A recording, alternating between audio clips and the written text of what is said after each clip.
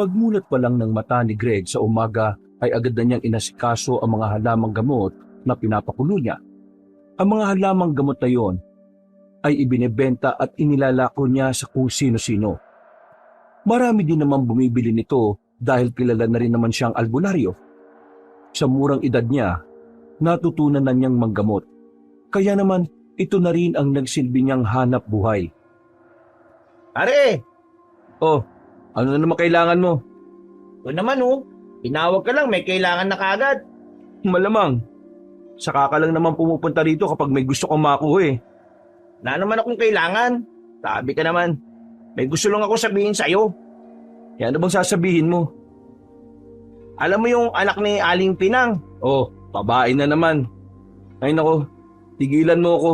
Wala akong panahon sa mga babae. Ito namang taong to, nagkukwento lang naman. Di nga ako interesado. Sungit! Gusto mo na bang tumandang binata? Kung tatanda ako ng binata nang wala namang iniintinding sakit ng ulo, oo. Pero, mahirap mabuhay na mag-isa ah. Mas mahirap mabuhay kapag may kasamang aasikasuhin pa. Alam mo, kung bakit ang sungit mo palagi? Wala kasing nagpapasaya sa'yo eh. Alam mo kung anong nagpapasaya sa akin. Eh di yung mga halamang gamot mo at mga gamot na binibenta mo. Uy, alam mo naman pala eh. Pre, iba pa rin kapag merong tao na nagiging dahilan kung bakit ka nabubuhay. At iba rin ang pakiramdam kapag may taong dahilan kung bakit mamamatay ka sa stress. Eh naku, umalis ka na nga. Eh, nakakaganyan ka lang naman kasi iniwan ka na ni Karen eh. Tumigil sa ginagawa si Greg nang marinig ang sinabi niyo ng kanyang kaibigan. Tila hindi niya nagustuhan ang sinabi nito. Binitiwan niya ang hawak na palakol at saka tumingin ng seryoso kay Tolitz. Nakaramdam naman ng pagkailang ang lalaki pero hindi pa rin ito tumigil. Oh, bakit? Totoo naman, di ba? Wala nang iwan ka ni Karen, ang tingin mo na sa mga babae, pare-pareho. Migil ka nga. Pare naman, 5 taon na nakakalipas. Hanggang ngayon ba, hindi mo pa rin matanggap na wala na siya? Pre, ikaw rin naman kasi ang may kasalanan kung bakit siya umalis eh. Kasi palagi kang abala sa pag-aalbularyo mo. Alam mo kasi, kapag nagmahal ka ng babae, dapat binibigyan mo rin ng oras. Hindi naman kasi sila disenyo lang eh. Hindi ka ba titigil? Bakit? Masakit kasing marinig ang katotohanan, di ba? Na iniwan ka kasi nagkulang ka. Tapos ngayon, idadamay mo lahat ng babae, kasalanan mo rin naman. Aalis ka ba o hindi? Aalis na nga! O talaga kahit kailan, tinalo pa babae na may dalaw eh. Napapailing na lamang na naglalakad ang lalaking si Tolitz. Si Greg naman, padabog na sinipa ang kahoy sa gilid. Hindi niya matanggap na tama ang sinasabi ni Tolitz. Sa kabilang banda, aminado rin naman siya na meron talaga siyang naging pagkukulang sa nakaraan niyang relasyon. Naupo siya sa gilid. Huminga siya ng malalim. Napapatulala na lamang siya sa pinapakulong mga dahon.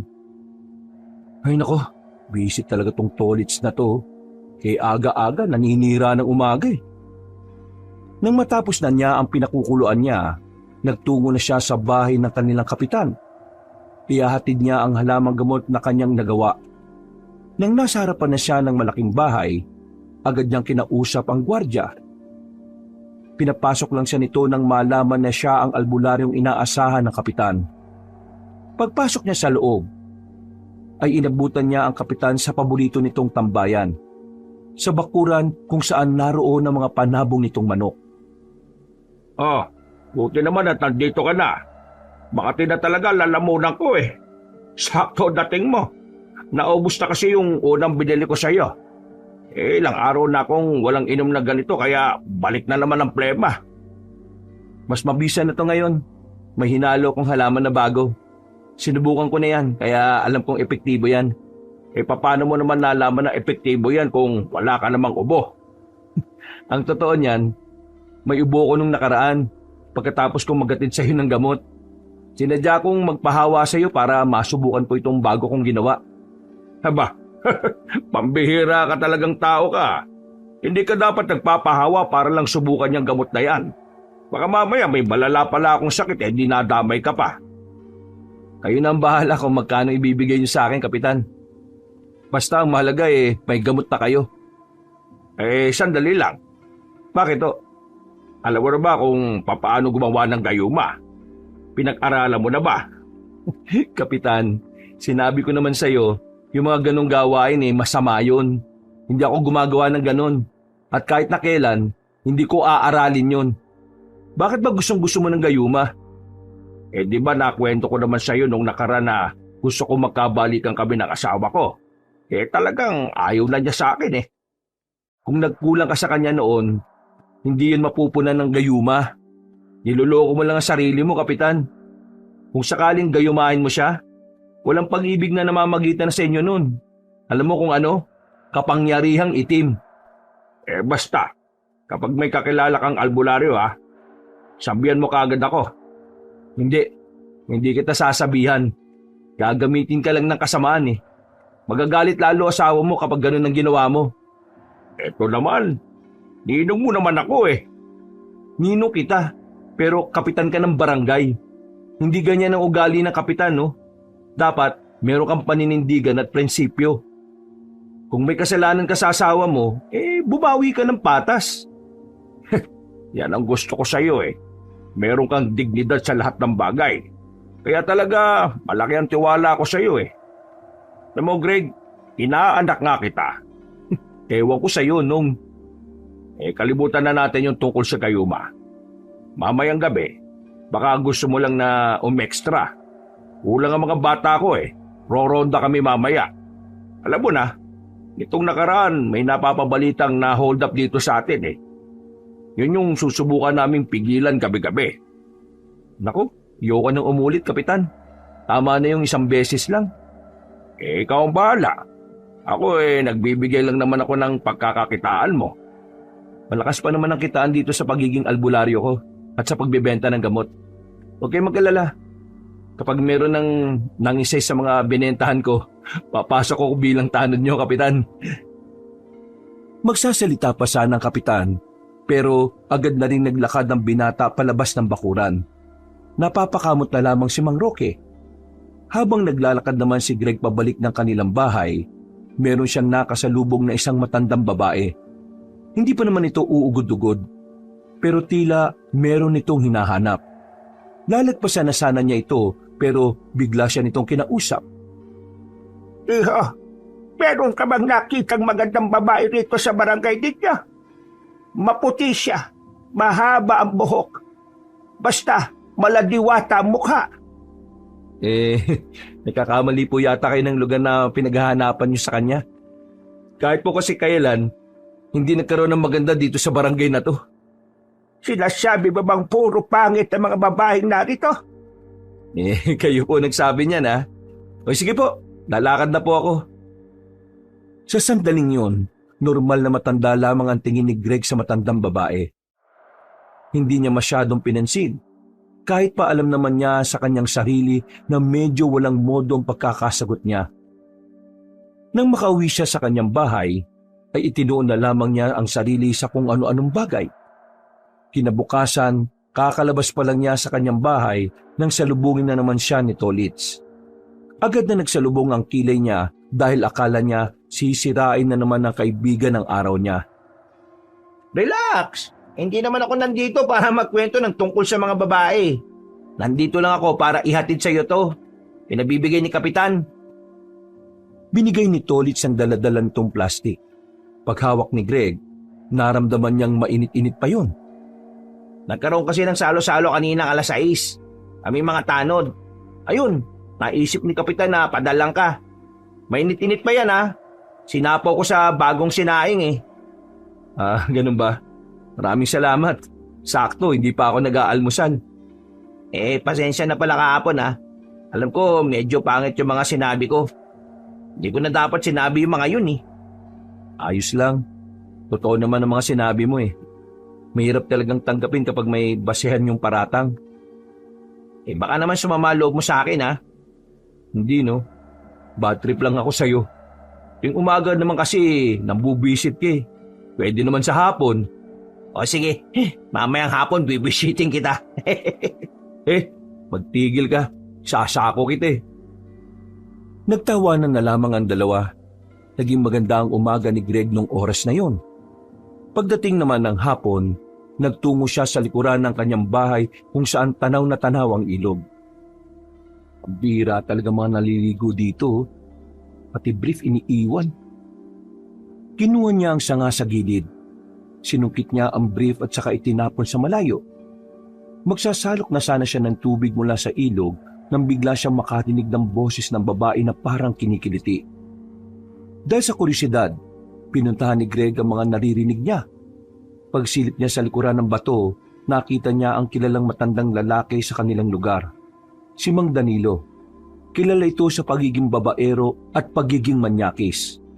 Nagtama ang tingin nila na matanda, habang ang babae naman ay tila hiyang-hiya. Pambira ng mga albularyo na to. Storbo eh. Di mo ba nakikita may gagawin kami? Nakikita ko kayo. Nakakita ako ng nakakadiring eksena. Nakakadiring eksena? Anong nakakadiri dito? Parang apo mo na yung babae na yan eh. Maawa ka naman no? Anong pakialam mo? Hindi naman ito minor de edad ah. Wala akong pakialam. Kaya nga aalis na ako eh. Wisit. Puntahan ka sana ng aswang. Aalis na sana si Greg pero napukaw na matanda ang kanyang atensyon. Ang salitang aswang ang kumuha ng interes niya para muling harapin si Mang Danilo. Bakit? Nakakita ka ba ng aswang?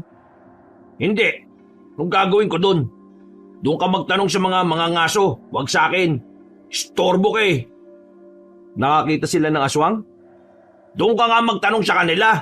Hindi sa akin. Pwede ba? Umalis ka na nga muna. Tutuloy na namin yung gagawin namin. Ngumisi na lamang si Greg at naglakad na lamang paalis. Nagsalok na lamang siya ng tubig at bumalik na rin sa kanyang bahay. Naging mabilis ang oras noon para kay Greg. Sa dami kasi ng ginawa niya, ay hindi na niya namalaya na sumapit na ang gabi. Uy, manayata. Nagyaya ka yatang mag-inom ngayon. Bakit, ayaw mo ba? Hindi umuwi ka na lang. Malamang gusto. Minsan lang ito mangyari, no? Pero seryoso, may problema ka ba? Wala naman. Bigla ko lang na-miss yung mga magulang ko.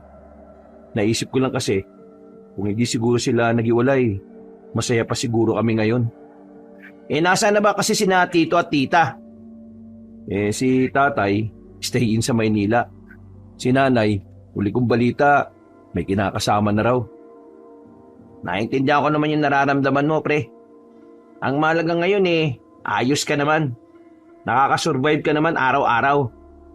Tingnan mo nga kahit ilang taon mo na silang hindi nakakasama kinakaya mo. Wala lang. Bigla ko lang na-miss yung pakiramdam na kumpleto ang pamilya.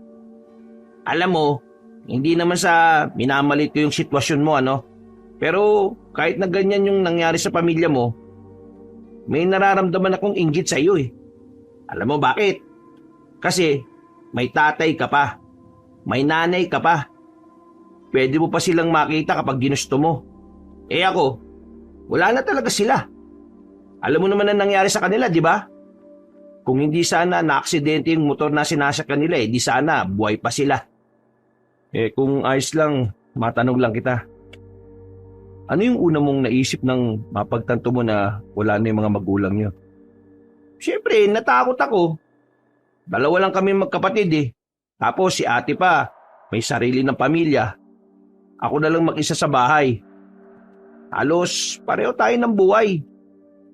Pareho tayong walang magulang. Ang pagkakaiba nga lang, yung iyo, buhay pa. Yung sa akin, wala na.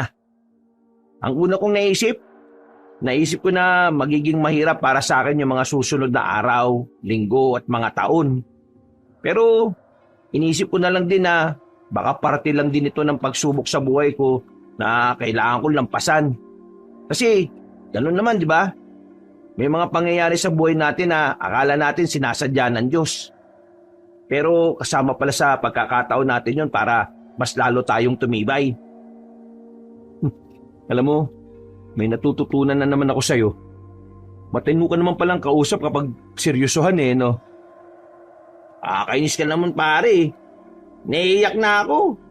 Buisit. Alam mo, para mawala tong lungkot natin, Maligo na lang tayo dyan sa ilog. Ano ka ba? Gabi na, no? Malalim. Baka magkasakit pa tayo. O kaya, baka mabati ka pa. Sige na, ayun lang eh. Tara na, dali na lang natin itong lambanog. Tapos sa batuan tayo mag-inom. O di ba? Parang camping lang. Napapayag ni Tolit si Greg. Medyo may tama na rin kasi ito kaya kahit na papaano ay nabawasan na ang pagiging seryoso nitong tao. Ilang lakaran lang naman ay nakarating na rin sila sa ilog. Naganap sila na mas magandang pwesto hanggang sa nakarating na nga sila sa ibabaw ng malaking bato. Inilapag nila ang alak at pulutan doon. Nag-ipon ng mga tuyong kahoy para magpaapoy. Nang magsimula na sila, merong kakaibang nakita ang binatang si Tolits. Pre, tingnan mo oh. Tao ba yun? Ha? Saan? Gastok. Ayun oh, yung sa batuan. Teka, diyan ka lang. Lalapitan ko. Lakas loob na naglakad si Greg patungo roon. Nang malapitan na niya yon, ay kagad niya itong sinuri. Nang laki ang kanyang mga mata nang makita ang isang babaeng nakahiga habang ang kalahating katawan nito ay nakababad sa tubig. Sinong babae ito? Gagi, tao yan pre. Patay na yata yan eh. Marahang inawakan ni Greg ang leeg ng babae. Dito na niya napagtanto na may pulso pa pala yun. Gasti, Buhay pa to. Tara, tulungan mo ako. Ha? Anong gagawin natin dyan? iaahon natin. Baka mamaya tumas ang tubig. Malulunod to ng tuluyan. Baka naman kapagbintangan tayo dyan. Tulungan mo na lang ako. Kapag may nangyari masama dito, mas lalo tayo mapagbibintangan eh. Kahit na nagdadalawang isip ay agad nilang binuhat ang babae patungo sa ibabaw ng malaking bato. Dito na nila napagtanto na kulay puti ang buhok nito. Nang tapatan nila ng ilaw ang mukha ng dalaga, nakita nila ang kagandahan nito na tila isang anghel. Napaka-perpekto na mukha. Para bang walang kapintasan. Gagi pre, sobrang ganda naman ito. Ano kaya nangyari dito? Tolits, puntahan mo si Ninong. Sabi mo may nakita tayong babae rito. Huwag mong ipapaalam sa iba ha. Sa kanya mo lang sasabihin. O bakit bawal malaman ng iba? Kapag may nangyari kang masama dito, mapagbibintangan din tayo. Mas maganda ng sininong lang ang nakakaalam. Sige na, bilisan mo na. Nagmamadaling makaalis ang lalaking si Tolits. Binantayan naman ni Greg ang babae. Maya-maya pa, nagulat na lamang ang lalaki nang biglang dumilat ang mga mata ng dalaga. Tumingin ito sa kanya, pero halatang nanghihina pa rin dahil hindi nito maigalaw ang buong katawan. Tulungan mo ko. Wala kami ginawa masama sa iyo ha. Tinulungan ka lang namin. Tulungan mo ko. Kailangan ko makaligtas. Ha? Teka, ano bang nangyari sa iyo? Nakikiusap ako. Tulungan mo ko. Hindi nila ako pwedeng makuha. Hindi nga kita maintindihan. Dinawin mo nga yung kwento mo para alam ko kung paano kita tutulungan. Hinahabol nila ako eh. Hindi na natapos ng babae ang kanyang sasabihin nang mawalan na naman ito ng malay. Paghawak ni Greg sa leg nito, naalarma siya nang maramdaman ang kakaibang init ng katawan nito. Ano ba nangyayari dito? Biglang taas ng lagnat. O sige, bubuhatin na kita. Hindi na hinintay pa si Tolits. Dinala na niya ito sa kanyang bahay. Dahil malapit lang din naman yon, hiniga niya ang babae. Basang-basa ang katawan nito. Hindi naman niya magawang palitan ng suot dahil magmumukha na naman siyang manyakis. Kaya ang ginawa niya, binalutan niya na lamang ito ng kumot. Mabilis naman niyang kinuha ang gamot na ginawa niya para sa lagnat. Pilit niyang pinapainom nito ang dalaga. Ayan, Kapitan. Yan yung babaeng nakita namin. Ano nangyari dyan, Greg? Nakita nga namin to sa batuhan. Dinala ko na rito kasi biglang tumaas yung init ng katawan niya eh. Pero napainom ko na ng gamot. Kailangan nating sabihin to sa mga kakilala kong pulis. Huwag muna. Bakit wag? Nakausap ko siya kanina. Nasabi niya sa akin na merong humahabol sa kanya. Hindi natin alam kung sino mga yon. Kapag sinabi natin to sa mga pulis, marami ang makakaalam. Baka mas lalo lang malagay sa alanganin ng buhay niya. Ayos pre. Ngayon nakikita ko ng concern ka na ulit sa babae. Sira ulo. Pinagawa ko lang to kasi pakiramdam ko, responsibilidad natin siya kasi tayo nakakita sa kanya. Kung sa bagay, may punto ka. Sa ngayon, dito na muna yan. Mamaya pagbalik ko sa barangay uutusan ko yung mga tanod kong umikot sa ilog. At baka meron silang makitang mga masasamang loob. Huminga na lamang ng malalim ang lalaking si Greg. Hindi kasi ito makapaniwala na sa isang iglap, biglang magbabagong takbo ng gabi nila ni Tolits. Binantayan nila ang dalaga. Dahil sa kaba, nawala na rin ang mga tama nila. Hindi rin sila makatulog sa kakaisip. Umabot na ng umaga na magkaroon na rin ng malay ang babaeng si Raya. Ang papatulog na sanang diwa nila ay biglang nagising. Napatayo ang dalawang binata nang makitang bumangon na ang babae. Tila nagtataka pa ito sa paligid. Direkta itong napatingin kay Greg. Kayo ba ang tumulong sa akin? Oo, kami nga. O ano, kumusta ang ang pakiramdam mo? Maraming salamat sa ginawa niyong pagtulong sa akin. Kung hindi dahil sa inyo, baka wala na ako. Miss, ano ba pangalan mo? Taga saan ka ba? May mga magulang ka ba? Raya ang pangalan ko. Wala na akong mga magulang. At kung saan ako nakatira, sa lugar kung saan hindi magagawang paniwalaan ng kagaya ninyo. Ha? May ganun ba? Kung may sumasakit pa sa'yo, sabihin mo sa akin, gagamutin kita. Isa akong albularyo, kaya may kaalaman ako sa mga panggagamot. Wala na masakit sa akin. Ayos na ako. Pero meron pa kayong pagkain? Nakakaramdam na kasi ako ng gutom eh. Oh, pagkain daw. Sige, bumili ka sa labas. Bakit ako? Kapag may nangyari masama dyan, kaya mo bang gamutin kaagad? Hindi. Pero, Sige na, lumabas ka na. Napapakamot na lamang sa ulo ang lalaking si Tolits. Wala na itong nagawa kundi sundin na lamang ang utos ni Greg. Samantala, tila nakakaramdam naman ng hiya ang lalaking si Greg nang tumingin sa kanya ang babae. Nagtama ang kanilang paningin. Bagay na mas lalo niyang kinaiilang. Hindi niya rin alam kung bakit parang tumitiklop siya sa babaeng yun. Samantalang iritang-irita siya sa kababaihan. Paano niyo ako nakita? Nagiinuman kami kagabi dyan sa ilog. Napansin ka naming nakaiga sa batuhan. Yung kalating katawan mo, nasa tubig. Dinala ka namin dito. Kaya nga lang, hindi ka naman namin pwedeng palitan ng suot kahit na basang-basa ka. Kaya yan pa rin ang suot mo ngayon. Bakit hindi pwede? Hindi mo alam?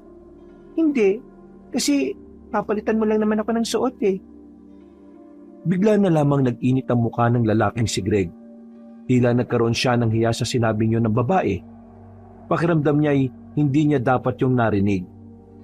Tiningnan niya ang mukha ni Raya. Seryoso lang ang mukha nito. Wala sa mukha ng dalaga ang pangaakit o pagbibiro. Inosente lamang ang ekspresyon ng mukha nito. Hindi ko alam kung anong klaseng tao ka. Pero para lang sa kaalaman mo hindi pwedeng palitan ng isang lalaki ang damit ng isang babae. Maliban na lang kung ang lalaki at ang babae mag-asawa. Kung ganon, dapat pala maging mag-asawa tayo para papalitan mo na ako ng kasuotan ko. Ha? Hindi ganun. Malakas ka na at kaya mo nang kumilos.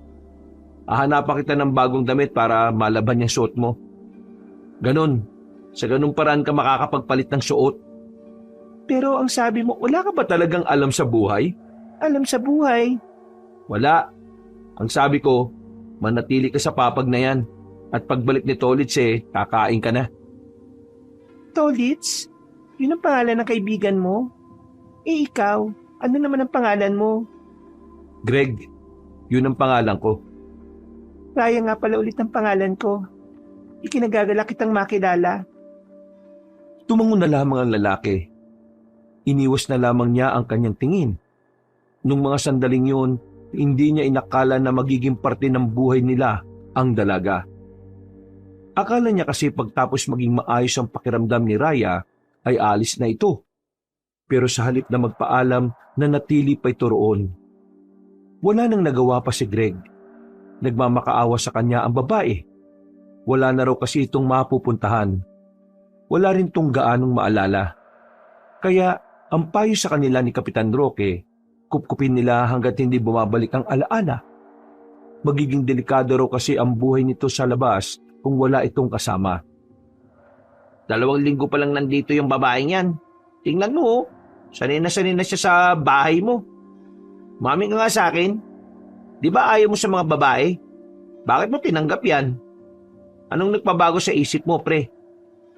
Hindi kita iniinis, ha? Nahihiwagaan lang ako sa nangyayari. Nahihiwagaan din ako eh. Paano nahihiwagaan? Hindi ko nga alam. Pagdating sa kanya, parang hindi ko kayang humindi. Baka naman kasi Hoy, hindi to gaya ng iniisip mo ah. Basta, komplikado. Tuwing titingnan ko lang siya, pakiramdam ko may mabigat akong responsibilidad na kapag hindi ko ginawa, maraming maapektuhan. Ano? Mabigat na responsibilidad? Basta, wag mo na lang isipin. Hindi naman to gaanong mahalaga eh. Baka masyado lang ako nag-iisip. Napalingon ng dalawa sa babaeng si Raya habang nagsasampay ito ng mga nilabang damit. Ngumiti ito sa kanila ng saglit. Agad namang napaiwas ng tingin si Greg. Napakaganda ni Raya, no? Bagay na bagay sa kanya yung buhok niyang maputi.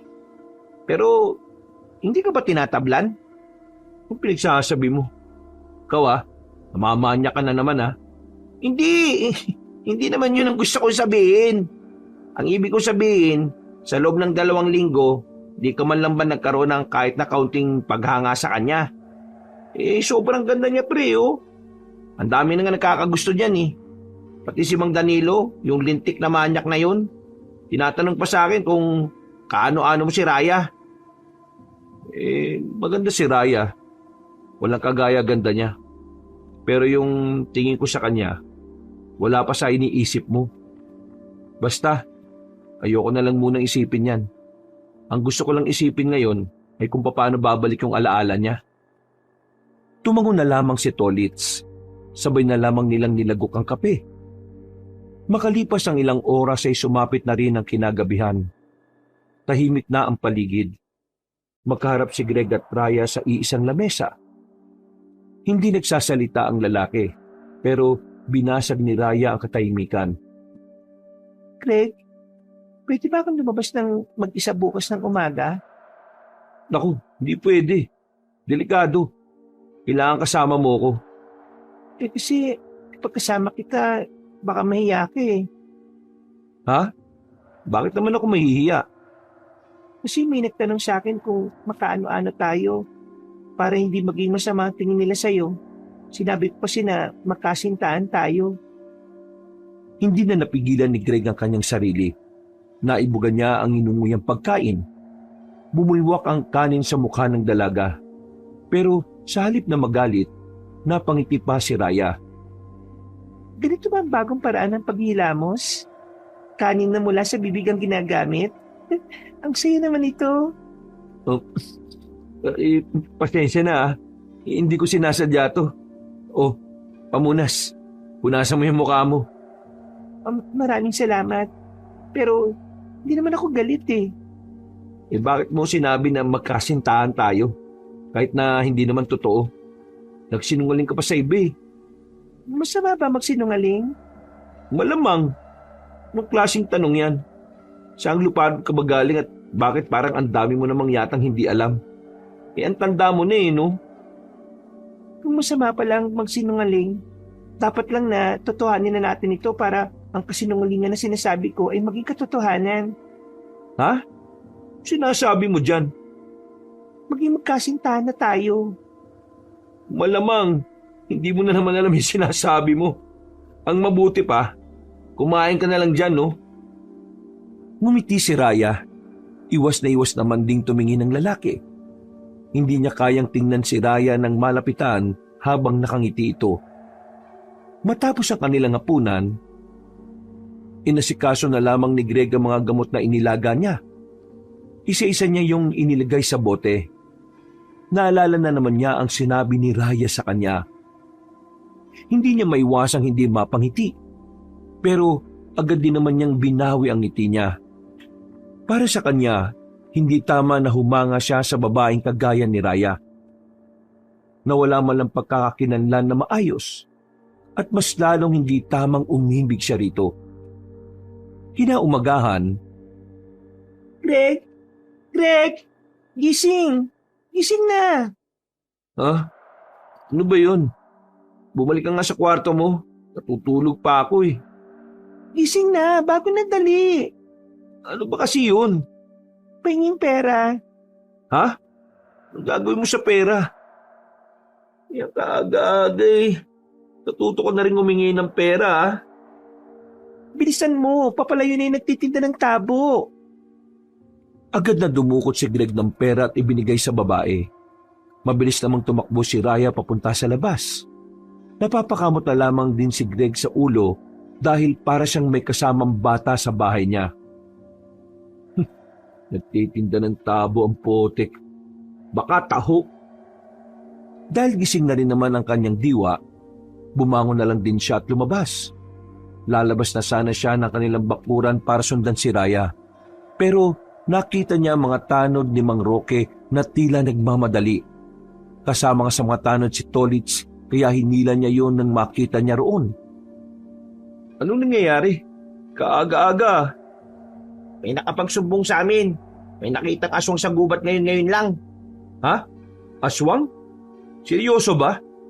Ikukumpirma pa namin. Ang sabi ng mga nangangaso kanina, may nakita silang 2 aswang. May hila-hilang maliit na kalabaw. Ngayon, hahanapin namin yung kalabaw kung anong nangyari.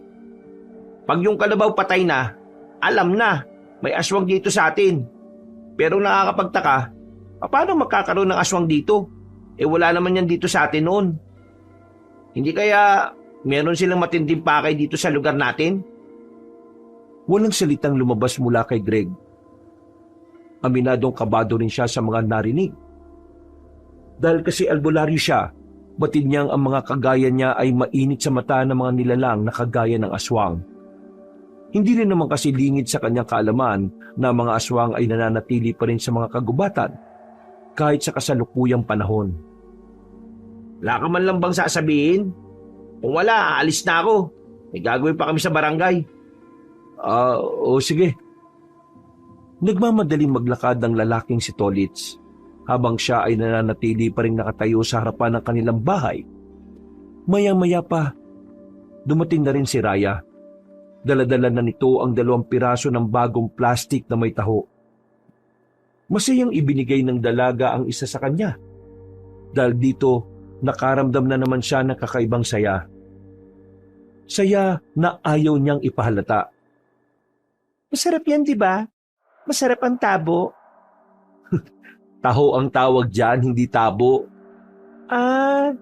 Taho pala. Napapailing na lamang si Greg. Papasok na sana siya sa loob ng bakuran nang biglang napadaan ang manyakis na si Mang Danilo. Bigla itong lumapit sa kanila, partikular sa babaeng si Raya.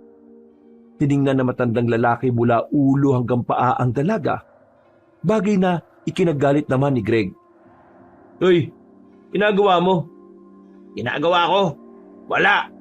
Nitingnan ko lang yung kagandahan ng babaeng ito. "Bastos ka!" Anong bastos? Masama bang tingnan siya dahil maganda siya? Yung tingin mo, para kang nangmamanyak eh. O yan ka na naman eh. Kung makaakusa ka sa akin, parang kilalang-kilala mo ako ah. Bakit? Sino bang hindi nakakakilala sa'yo? Ikaw lang naman ang pinakababaero at manyaki sa barangay na ito. Wala kang ebidensya, no? Yang mukha mo, ebidensya. Malis ka na nga. Bakit mo ako papaalisin? Wala kang karapatan tumingin kay Raya, no? Ay, bakit? Pag-aari mo ba siya? Kaano-ano ka ba niya? Sandaling tiningnan ni Greg ang babaeng nakangiti. Ayaw man niyang sabihin, pero isa lang ang alam niyang paraan para lumayas na ang matandang lalaki. Huminga na siya ng malalim at saka binalikan ng tingin ng matanda. Girlfriend ko siya. Kaya iwasan mo na siya ha. Kung ayaw mo magkaroon tayo ng problema. Girlfriend? Ikaw? Siya? Binatulang ka nito? Ha! Pambira naman. Paano nangyari yon? Kung ikaw nga pinapatulan ng mga babaeng magaganda at mas bata ako pa kaya na binata at mas may itsura kaysa sayo. Ano sinabi mo? Nagsasabi ako ng totoo, no? Sandali lang. Magkaibigan ba kayong dalawa? Bakit ang tagal nyo nag-uusap? At bakit parang mukha naman kayong masaya? Masaya ah? Mukha ba ako masaya? Nilalait ako ng boyfriend mong pangit. Boyfriend? Umalis ka na, Mang Danilo. Ayaw kong makapanakit ng tao. Ang sabihin mo, ginamitan mo ng gayuma yung babaeng yan. Hindi ka alis? Nang kumuha ng walis ningting ang lalaking si Greg, ay nagmamadali na yung umalis. Si Raya naman sa gilid, nakatingin lang sa kanya. Para itong bata na walang kalam-alam sa pinag-uusapan na matanda. Anong ibig niyang sabihin boyfriend at girlfriend? Sige na, pumasok ka na sa loob. Nauna nang naglakad si Greg papasok sa loob.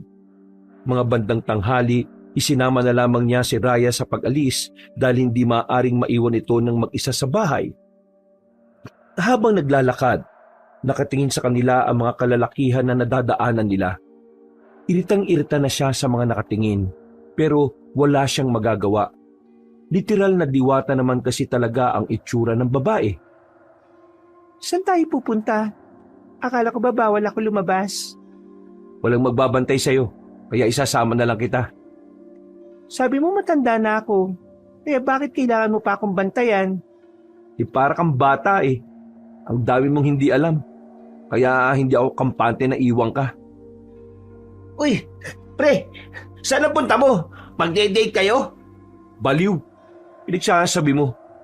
Dadalin lang namin itong mga gamot sa mga customer ko. Ah, kala ko date na eh. Saan naman ang punta mo?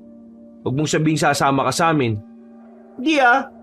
Palabas lang ako ng barangay. Papunta ako sa bayan. Meron daw kasi doon isang biktima ng aswang Pero nakaligtas. Gusto ni Kapitan Roque na makuhanan ko ng salaysay.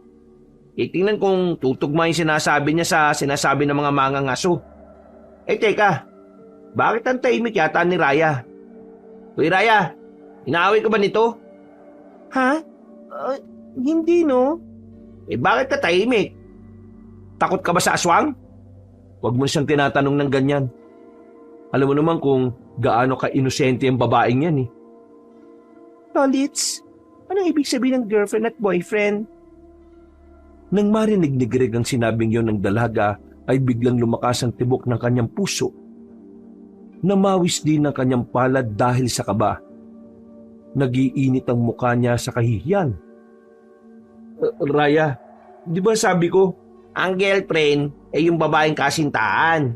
Yung boyfriend naman ay lalaking kasintahan. Bakit mo naman naitanong? Sabi kasi ni Greg kay Mang Danilo, girlfriend niya raw ako. Sabi naman ni Mang Danilo, boyfriend ka naman daw si Greg.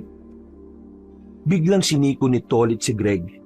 Hindi naman makapagsalita ang lalaki. Hindi niya alam kung papaano niya dedepensahan ang kanyang sarili. Ikaw pre di ka nagsasabi kailan pa? Mali ka ng pagkakaintindi mo. Sinabi ko lang yun para umalis na si Mang Danilo. Di ba kapag magkasintahan dapat nagmamahalan? Oo Raya. Dapat nagmamahalan ng magkasintahan. At ang magkasintahan dapat nagkikis. Nagkikiss? Huy, doon ka na nga. Kung ano-ano tinuturo mo kay Raya Sige na, dito na ako. Ingat sa lakad lovebirds. Nang humiwalay na sa kanila ang lalaking si Tolits, binilisan na lang ni Greg ang kanyang paglalakad. Sinundan naman siya ni Raya.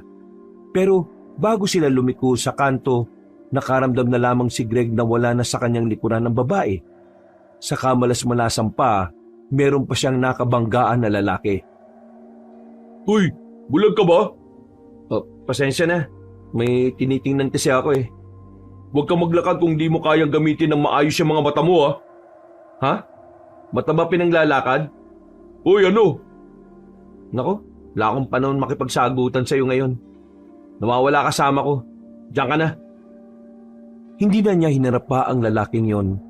Hinanap na lamang niya si Raya.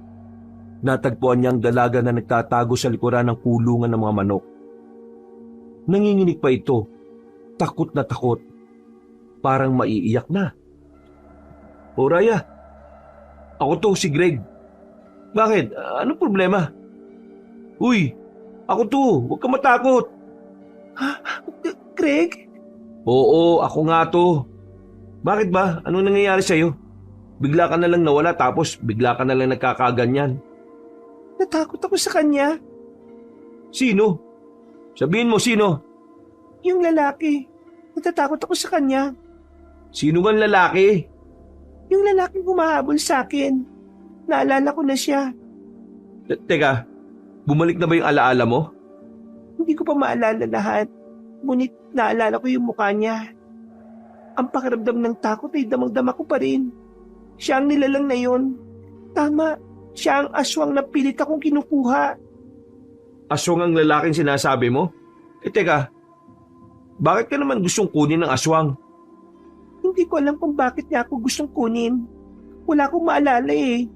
Naalala ko lang, ang gabing hinahabol niya ako at ang nakakatakot niyang anyo. Nakita ko siya. Saan mo siya nakita?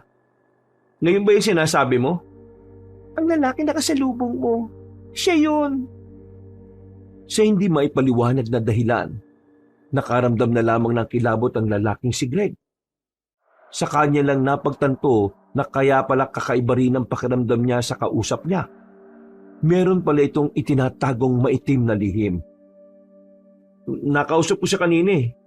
Tingin ko, kailangan na muna nating umuwi. Pero paano kung masundan niya tayo? Baka madamay ka at masaktan ka pa, Greg. Isipin mo ang sarili mo. Huwag ako. Isa pa, hindi naman kita pababayaan eh. Nandito lang ako para sa'yo. Kasi boyfriend kita? Ha? Di ba sabi ni Tolitz, nagmamahalan daw ang mag-boyfriend at mag-girlfriend? Ibig sabihin, dapat mahal mo rin ako. Ang mabuti pa, umalis na tayo. Bukas ko na ihahatid ng mga gamot. Umuwi na tayo. Nagdelikado na buhay mo rito. Hinawakan na lamang ni Greg ang kamay ng babae at sabay na rin silang bumalik. Pag-uwi nila sa bahay, dito na naramdaman ni Greg ang pangamba. Habang abalang dalagang si Raya sa loob, palihim siyang nagtungo sa silong ng kanyang bahay. Kinuha niya roon ang mga lumang libro tungkol sa mga aswang. Sinimulan na niyang basahin ang mga nakalagay doon. Gusto niyang pagandaan ang maaaring paglapit ng mga aswang kay Raya. Malakas kasi ang kutob niya na mga susunod na araw maaaring malagay na sa mas mapanganib na sitwasyon ang buhay ng babae. Kailangan ko mapag-aralan ng mga bagay na may kinalaman sa mga aswang. Kailangan kong protektahan si Raya. Maagang bumangon si Greg. Pagtingin niya sa silid ng dalaga ay wala roon si Raya. Kinakabahan siya agad. Nagmamadali siyang tumungo sa labas. Inabutan niya si Raya at Tolitz na abalang nagluluto. Nakahinga siya ng maluwag. Ang buong akala niya ay meron nang nangyari sa babae. Anong meron? Ha? Wala naman. Tinuturuan ko lang si Raya magluto. Ang sabi kasi niya, dapat ang girlfriend pinaglulutuan ng boyfriend. Ikaw Greg, siraulo ka talaga ah. Kung ano-ano yung sinasalpak mo sa utak niyan eh. Nung umagang yun ay sabay-sabay na silang kumain. Masayang-masaya ang babaeng si Raya. Habang si Greg naman ay pasimpleng tumitingin sa babae. Hindi niya maiwasang hindi sulyapan ang kagandahan nito. Habang tumatagal, gumaganda ito ng gumaganda sa paningin niya. Para bang mas lalo niyang nabibigyan ng halaga kung anuman ang itsura ng panloob at panlabas na anyo ni Raya. Matapos nilang kumain, umalis na muna si Tolitz. Sila na lamang ang naiwang dalawa. Gusto sanang umalis ni Greg para ihatid ang mga gamot na nagawa niya. Pero naisip niyang manatili na lamang muna sa bahay. Masyado kasi siyang nag-aalala para kay Raya. Greg, Masarap ba luto ko kanina? Ha? Oo, masarap. Pero hindi naman ikaw nagluto nun si Tolits eh. Ako nagluto noon. Kapag hindi ikaw nagtimpla, hindi ikaw ang nagluto nun. Ganun ba yun? Greg? Pwede ba akong maligo sa ilog? Hindi pwede. Mag-isa ka lang dun eh. Eh di sumama ka. Naiibang ka na ba? Nahihibang. Maligo ka sa banyo. Di yung kung saan-saan ka mapapadpad. Napapakamot na lamang sa ulo ang babaeng si Raya dahil hindi nasunod ang kanyang gusto. Dito ka lang. Lalabas lang ako para bumili ng tanglad. Wala nang tanglad sa taniman ko eh. Tumango lang ang babae sa kanya. Lumabas na rin si Greg. Habang naglalakad siya ay nakasalubong na naman niya ang matandang babae. Pamilyar yun sa kanya. Yun ang matandang babae na nagtanong sa kanya nung nakaraang araw. Hindi na sana niya papansinin, ang kaso ay humarang na naman ito sa kanyang daraanan. Bumuntong hininga ang lalaki. Nakakaramdam siya ng asar sa matanda. Iho, nakita mo ba yung babaeng maganda? Ano siya matangkad, maputi. Naitanong niyo na po yan nung nakaraan sa akin. At isa lang naman ang sagot ko dyan eh. Wala akong alam. Ay, ganun ba? Basta, kapag nakita mo siya, hanapin mo lang ako sa kabilang baryo. Mahalugad ang pangalan ko. Kaano-ano niyo ba yung babaeng hinahanap niyo? Anak ko siya. Ilang araw na siyang nawawala. Maganda siya, maputi, matangkad, at kulay puti ang buhok niya. Agad na pumasok sa isipan ni Greg ang babaeng si Raya. Hindi siya maaaring magkamali. Malaki ang tsansa na si Raya ang hinahanap na matanda. Pero hindi muna siya naging kampante at komportable dun sa matanda. Dahil nasa panganib ang buhay ni Raya, wala siyang pinagkakatiwalaang tao. Ay nako, wala akong panahon sa ganyan. Pasensya na ho kayo. Ay, pasensya na rin sa abala. Naglakad na si Greg palayo. Nakita niya pa matandang babae na nanatiling nakatingin sa kanya. Sa hindi malamang dahilan, bigla na lamang siyang nakaramdam ng kaba. Pakiramdam niya, may itinatago ang matandang yon. Matapos makabili ng tanglad, ay nadaanan niya si Kapitan Roque. Abalang-abala yon sa pagpapalinis ng tapat ng kanilang barangay. Sandaling lumayo roon ng kapitan nang makita siyang lumapit. Oh, kumusta? Yung si Raya, kumusta siya? Nagiging maayos na ba yung relasyon ninyo? Kapitan, wala namang namamagitan sa amin ng tao. Ayaw ko rin namang samantalahin yung pagkawala ng memorya niya. Kaya lang naman siya sa bahay kasi gusto kong tulungan siya na maalala yung mga bagay na tungkol sa kanya. Ay nako, kala ko naman may maganda nang nangyayari. May baho tayo, Kapitan. Anong balita dun sa mga aswang? Kumpirmado, yung biktima na survivor sa bayan, tugma ang kwento niya sa mga sinabi ng mga ngaso. Yung aswang, hindi naman taga rito. At mukhang wala naman daw talagang balak manggulo sa lugar natin. Napatigil lang sa gubat na malapit sa atin kasi biglang nagutom. Kinain yung kalabaw. Wala na patay na yung kalabaw nang makita namin. Sabihan niyo yung mga bata niyo na magdala palagi ng bawang. Mabisang pangontra yun sa mga aswang. Ay, oo nga pala.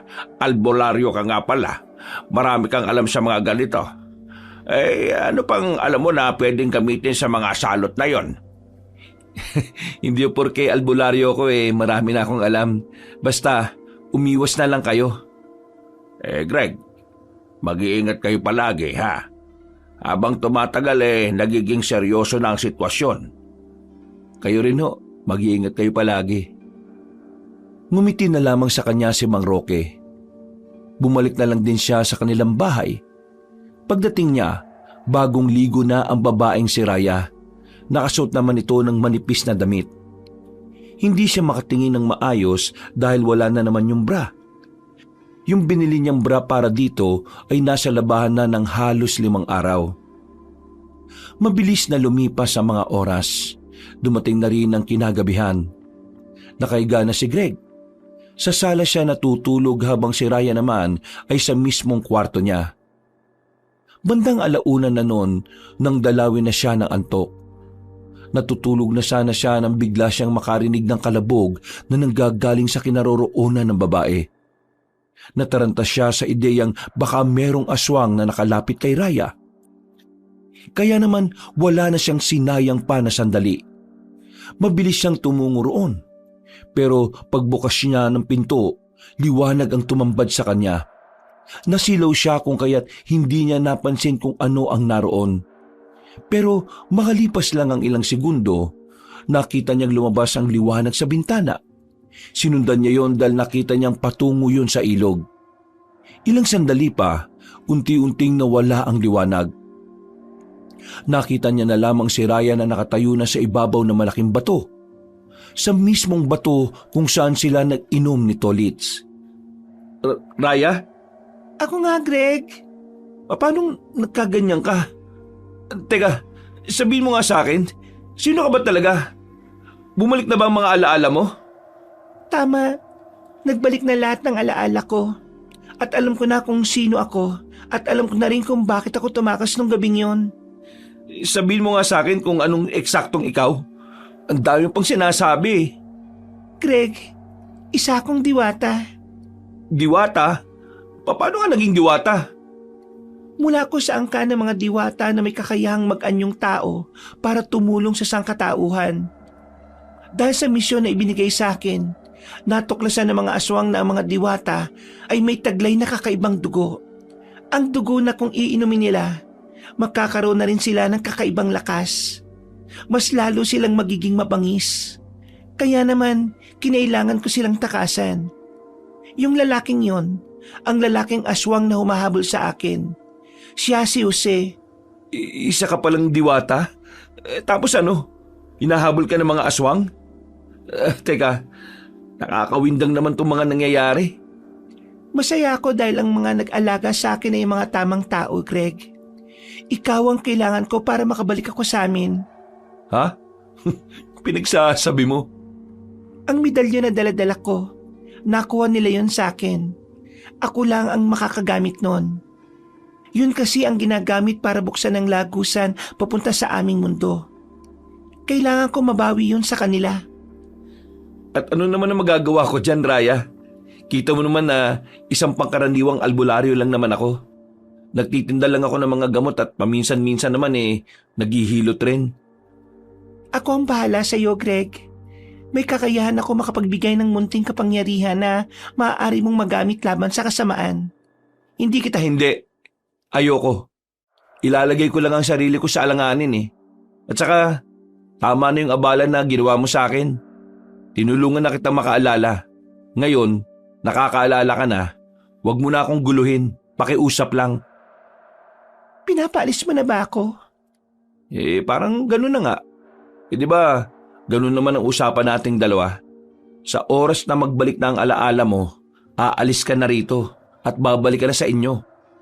Pero hindi ako makakabalik sa amin hanggat wala yung medalyon. At makukuha ko lang ang medalyon na yon kung tutulungan mo ako. Ay nako, alam mo mabuti pa, kausapin mo si Tolits at siya ang kulitin mong kumuha ng medalyon na yon. Hindi siya ang karapat-dapat. Ikaw lang na may kaalaman sa mga aswang ang maaaring gumawa ng misyon. Wow may misyon na kaagad Ayoko no? Sige na, nakikiusap ako sa iyo, Greg. Kailangan ko nang umalis dito sa mundo ninyo. Dahil kapag nagtagumpay ang mga aswang, bukod sa mawawala na ako, magdudulot pa ito ng kaguluhan sa mga tao. Ay nako, sawang-sawa na akong tumulong sa mga taong alam kong mawawala rin naman sa akin balang araw. Kaya pwede ba? Iba na lang? Wag ako? Hindi kita mamadaliin. Hahayaan kitang makapag-isip-isip. Pero sana, wag mo muna akong paalisin sa bahay mo. Wala akong mapupuntahan. Kapag nakahanap ako ng ibang tutulong sa akin, o kaya kapag tinulungan mo na ako, saka na ako aalis. 1 linggo. Kapag wala pa rin nangyari, umalis ka na. Bakit parang galit ka sa akin? May nagawa ba ako masama? Pumasok-pasok ka sa buhay ko tapos gusto mo na rin umalis? Anong tingin mo sa akin? Waiting shed? Titigilan mo lang tapos aalis kagad kapag nabagot? Ano? Hindi ko maintindihan yung gusto mong ipaiwatig. Ewan ko sa'yo. Bumalik ka na sa bahay. Naantok na ako. Sandali lang. Ano na naman? Naglakad ng dalaga palapit sa kanya. Hinawakan nito ang kanyang dalawang kamay at tumingin sa kanya ng seryoso. Mga ilang sandali lamang, naramdaman na lang ni Greg ang kakaibang lakas na nananalaytay sa kanyang katawan. Anong nangyayari sa akin? Bakit parang may nararamdaman akong hindi ko mapaliwanag? Binigyan kita ng kakaunting proteksyon, kakaunting lakas para sa oras na malagay sa alanganin ng sarili mo. Kakayanin mong lumaban. Naku, ang kulit mo. Sinabi ko na nga, Kailangan mo ito, Greg. Dahil sa oras na malaman nila na magkasama tayo, malalagay ka rin sa panganib. Kapag nakapagdesisyon ka na, magsabi ka kagad. Hindi na nakapagsalita pa ang lalaking si Greg. Sumunod na lamang siya sa babae. Bumalik na lamang siya sa kanyang tulog. Kinaumagahan, nagising siya at nakita niya ang dalaga sa bakuran na nagiinit ng tubig. Parang wala lang nangyari. Bigla niyang naalala ang mga sinabi sa kanya ni Raya sa ilog. Nagtaka siya. Napaisip. Hindi niya alam kung totoo ba ang mga narinig niya mula sa babae o baka panaginip lang. Umupo siya sa gilid. Nag-isip ng malalim. Pinakiramdaman niya ang kanyang sarili. Hindi niya nararamdaman ang lakas na binibigay sa kanya ng dalaga. Tumingin siya ulit kay Raya. Mas lalo siyang nalito nang nginitian siya nito. Panaginip lang ba yon? Greg, nagiinit na ako ng tubig. Magkape ka na. May itatanong sana ako sa iyo eh. Ano yon? Nasa ilog tayo kaninang madaling araw, di ba? Oo, bakit? Nakapagdesisyon ka na ba? Tama nga hinala ko. Hindi yung panaginip. Panaginip ang alin? Wala. Tanong ng tanong sa kanya ang babae tungkol sa magiging desisyon niya. Pero mas pinili niyang hindi na lamang yun pag-usapan. Pagsapit ng tanghali, dinala na muna niya si Raya sa barangay para may kasama ito. Sa araw kasi na ito ay kailangan na niyang maihatid ang mga gamot sa mga bumili nito. Nagpasama na lamang siya kay Tolit sa takot na baka bigla na lang may lumapit na aswang sa kanya. Bakit naman hindi mo sinama si Raya? Delikado, no? Delikado? Bakit? Alam mo na ba kung sino yung mahabol sa kanya? Aswang. Ano? Aswang? Biglang hinila ni Greg si Tolits papunta sa gilid. Tumingin-tingin na muna ito sa paligid. Nang masigurong wala namang nakarinig sa sinabi ng kaibigan, agad niya itong pinaalalahanan. Sige, lakas mo magsalita. Baka mamaya may makarinig sa iyo dyan eh. Alam mo naman na kaligtasan ni Raya ang pinag-uusapan natin dito. Ay, sorry pre. Pero sigurado ka, aswang ang umahabol sa kanya?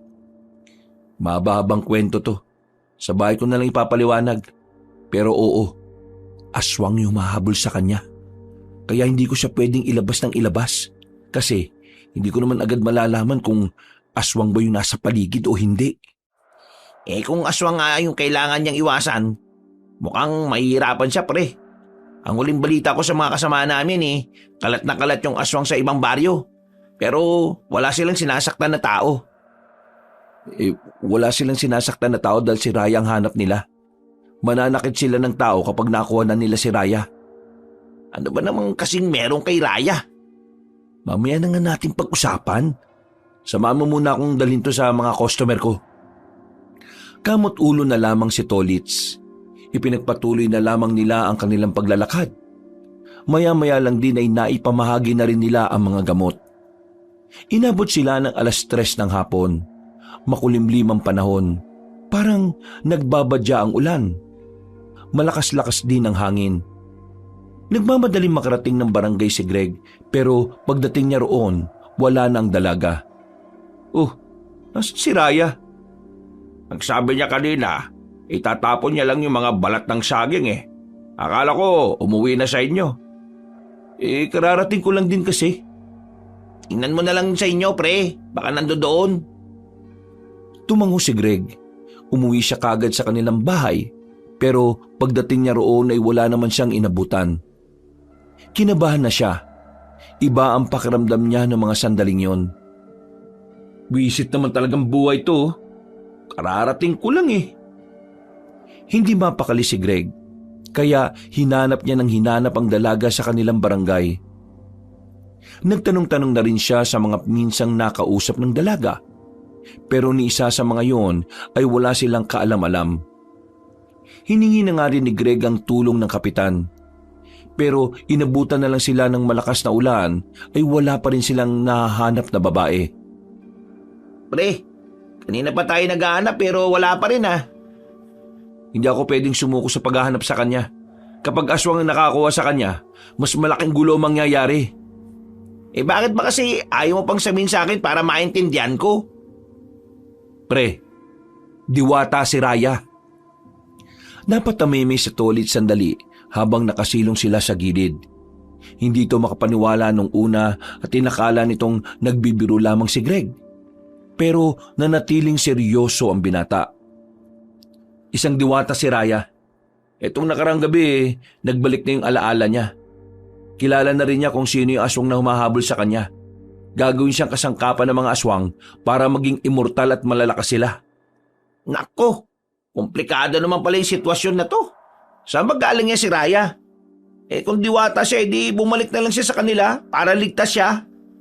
Eh ang problema, hindi naman siya taga rito sa mundo natin. Taga ibang dimensyon siya. Sa mundo mismo ng mga diwata. Kailangan niya mabawi sa mga aswang yung medalyon na nakakapagbukas ng lagusan pabalik sa kanilang mundo. Bumuntong hininga na lamang si Tolitz. Parang nanakit din ang ulo nito sa kakaintindi. Tara, hanapin na natin. Pasukin na natin yung gubat, pre. Wala na tayong talagang choice. Gubat na lang talaga yung huling lugar na pwede nating paghanapan sa kanya. Kahit na nababasa na sila ng ulan ay wala silang pakialam. Pinasok nila kagad ang masukal na kagubatan. Hindi na nila inintindi ang posibilidad na baka tamaan sila ng kidlat. Raya! Nasaan ka na? Miss ka na ng boyfriend mo! Uy! Umuwi ka na kaya? Biro lang naman eh. Di ako nakikipagbiruan ha. Seryosohin mo to. O na!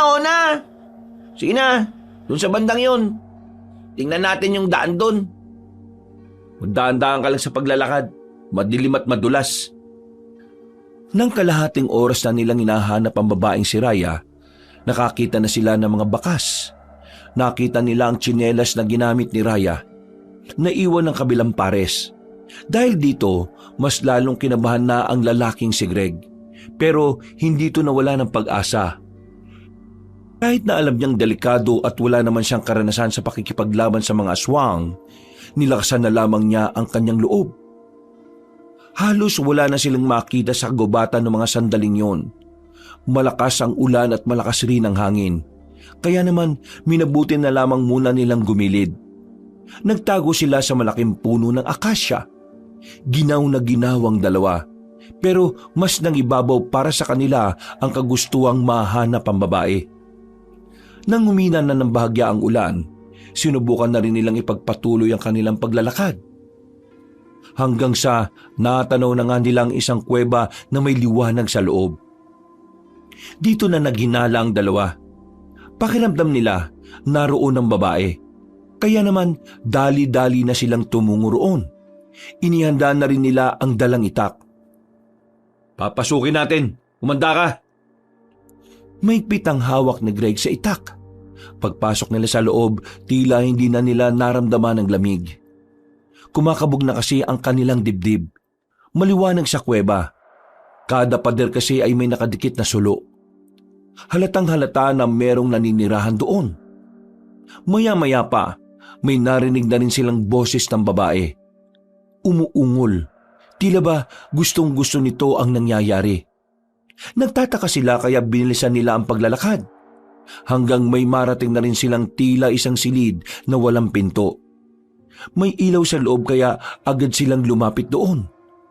Pagsilip nila sa loob, nakita nila si Mang Danilo, nakaibabaw sa babaeng maganda. Ay anak ng toko naman oh! Nagmamadaling nagbihis ang dalawa. Hiyang-hiya naman ang babae na tumakbo palabas ng kuweba. Hoy! Hintayin mo ako! Ang bira namang Mandanilo. Pati ba naman dito? Alam nyo, epal kayo eh. Lalo ka na, Greg. Lagi ka nalang istorbo sa mga ginagawa ko. May hinahanap kaming tao. Malay ba naman naming nandito ka? Wala ka bang pang motel? Talagang sinetap mo pa tong kuweba para lang sa kamanyakan mo no? Anong pinagsasasabi mo? Inabutan kami ng malakas na ulan sa labas, kaya dito kami napadpad. Sa mga damuhan lang sana kami para romantic, biglang umulan. Ano magagawa ko? Eto yung una naming nakita. Buisit talaga kayo. Ibig sabihin, hindi kayong gumawa ng mga ilaw-ilaw sa pader? Bakit naman ako magsasayang ng oras para gumawa nun? Titira ba ako rito? Kung ganun, meron talagang nakatira dito. Natataranta sila nang marinig nilang isang malakas na pag-angil ng aswang. Lalong-lalo na ang matandang si Danilo. Naghanap agad sila ng mapagtataguan. Merong papag sa loob ng silid na yon kung saan sila nagtago. Pinagkasya nila ang mga sarili nila roon, wag lamang silang makita ng mga aswang. Lalong nanlaki ang kanilang mga mata nang makita nilang binagsak sa mismong harapan nila ang bangkay ng isang babae. Ang babaeng kasama sana ni Mang Danilo sa ibabaw ng kama. Tumatagas ang dugo mula sa leeg at balikat nito. Nakadilat at nakatingin pa sa kanila. Sa hindi inaasahang pagkakataon, nakalika ng ingay si Mang Danilo dahil sa pagkabigla. Buti na lang, hindi sila narinig ng mga aswang dahil sumaglit lang yon. Pag-alis ng mga nilalang, sakalang lumabas ang tatlo. Nakatingin sila sa kaawa-awang babae. Gagi, kawawa naman to, pre. Wala na tayong magagawa dyan. Patay na yan eh. Kailangan na lang natin makalabas sa kuwebang to. Balikan natin kapag wala na sila ulit. Si Jessie, patay na. Hindi to pwede. Huy, sumama ka na sa amin. Aalis kami rito. Paano na to? Wala na si Jessie. Si Jessie ko. Huy, makinig ka. Kapag hindi ka sumama sa amin, mamamatay ka rin. Wala ka nang magagawa sa buhay na namatay. Basta, ikaw may kasalanan yan. Sumama ka na lang sa amin kung mahal mo pa buhay mo. Hindi ako papayag. Papatay ko mga aswang na yan. Huy, wisit ka. Huwag ka sumigaw. Tinakpan ni Tolits ang bibig na matanda sa pagkabahala na baka marinig sila ng mga aswang. Nagwawala si Mang Danilo. Gustong-gustong gantihan ng mga aswang. Nang makita nilang kumalma na nga si Mang Danilo, tinanggal na rin ni Tolits ang kanyang kamay. Huminga ng malalim ang matandang lalaki. Pero huli na kahit na natauhan na rin ito dahil ang mga aswang ay papunta na sa kanilang kinalalagyan. Agad na lumabas ang tatlo sa silid na yon. Hila-hila ni Tolits si Mang Danilo. Hindi na nila alam kung saan patungo ang kanilang dinaraanan. Basta ang nasa isip lamang nila ay kailangan nilang makaalis ng buhay doon. Pagdating nila sa malawak na parte ng kuweba, isang lalaking aswang ang sumalubong sa kanila. Napatigil sila sa pagtakbo. Kailangan nilang kalabanin ng isang yon bago sila makapagpatuloy. Patayin na muna natin to. Bilisan lang natin kung hindi. Darating pa yung iba. Bilisan? Kakayanin man natin yan? Alalayan mo na lang yung matandang yan. Ako nang bahala. Sigurado ka ba? Baka naman mas mauna ka bang mamatay kaysa dito kay Mang Danilo, ha? Kung hindi natin haharapin yan, wala ring mangyayari. Sige na, gumilid kayo. Pumorma na si Greg. Itinutok na niya sa aswang ang kanyang patalim. Pero tila hindi man lang nakaramdam ng kahit kaunting takot ang nasa harapan niya. Ilang sandali pa, biglang gumapang ng mabilis ang aswang patungo sa kanya. Lumundag yon at saka tinangkang patamaan siya ng mahahaba nitong kuko. Nakailag siya, pero sa pangalawang atake ng aswang, hindi na niya ito naiwasan. Nasugatan siya ng mahaba sa kaliwang braso niya.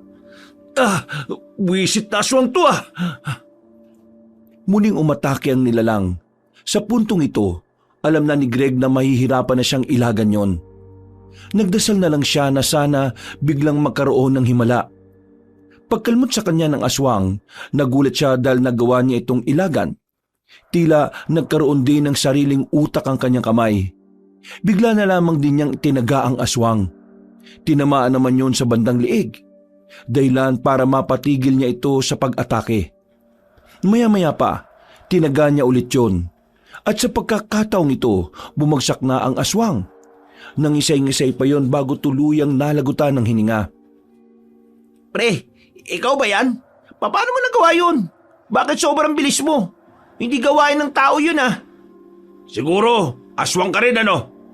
Sira ulo, niligtas na nga tayo pagdududaan mo pa. Tingin ko, ito na yung ibinigay sa akin ni Raya. Ngayon naman, oras na para umalis tayo dito at hanapin siya.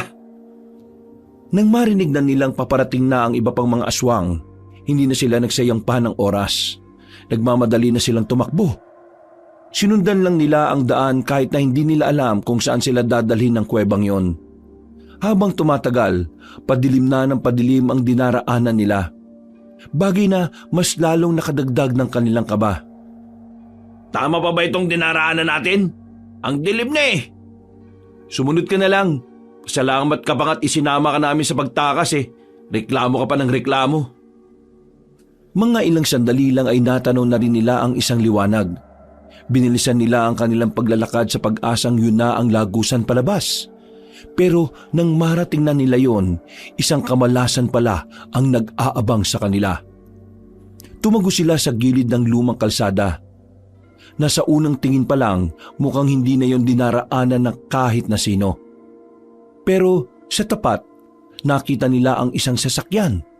Nakatutok ang ilaw sa kanila. Silaw na silaw sila kaya hindi nila alam kung sino ang nasa harapan nila. Ayun, sakto pre. Baka pwede mo naman kaming isakay. Pinatay ng lalaki ang ilaw ng sasakyan. Nang dumilim ay lalo nilang hindi ito namukaan. Pero sa mga oras na yon, masama ng pakiramdam ng albularyong si Greg. Hindi siya komportable sa taong yon. Alam mo ba kung saan lugar na to? Kilala kita. Naalala ko boses mo. Teka, parang kilala rin kita.